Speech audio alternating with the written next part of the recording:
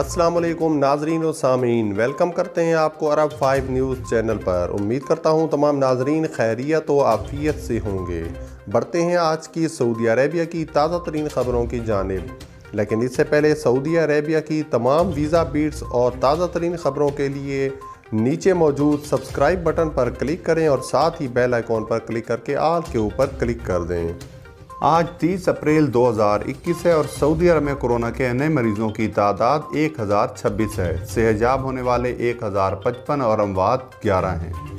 منطقہ الریاض میں 441، منطقہ المکہ میں 223، منطقہ شرقیہ میں 133، اسیر میں 49، مدینہ منورہ میں 33، جازان میں 33، قصیم میں 21، حائل میں 21، تبوک میں 18، حدود شمالیہ میں 16، نجران میں 10، الباحہ میں 10 اور المنطقہ جوف میں 8۔ ٹوٹل مریض اب تک 4,16,307 ہو چکے ہیں۔ 3,99,509 صحت یاب جبکہ 6,946 اموات۔ اب بڑھتے ہیں آج کی پہلی خبر کی جانب۔ کورونا کی تشویشناک صورتحال، بڑے اسلامی ملک نے پاکستان سمیت 6 ممالک پر سفری پابندی عائد کر دی ہے۔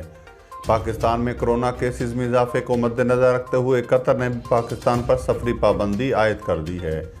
پاکستان سمیت کل 6 ممالک پر سفری پابندی عائد کی گئی ہے، جن میں بھارت بھی شامل ہے۔ پاکستانی شہریوں پر قطر میں داخلے پر پابندی کے حوالے سے قطر ایئر لائن نے پاکستان سے قطر جانے والے مسافروں کو آگاہ کر دیا ہے کہ قطر ایئر لائن کے مطابق بھارت، بنگلہ دیش، نیپال، سری لنکا اور فلپائن کے شہریوں کے لیے بھی قطر داخلے پر پابندی ہوگی۔ قطر حکومت نے پاکستان سمیت 6 ممالک کے شہریوں کے داخلے پر پابندی کورونا کے باعث لگائی ہے۔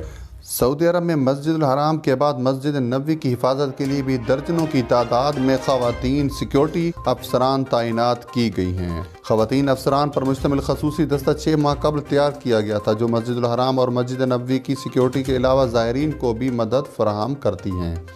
اس دستے میں شامل تمام خواتین اہلکاروں کو فوجی ٹریننگ دی گئی ہے۔ یہ سعودی عرب کی خصوصی سیکیورٹی فورس میں ہوم لینڈ سیکیورٹی برانچ کا حصہ ہیں۔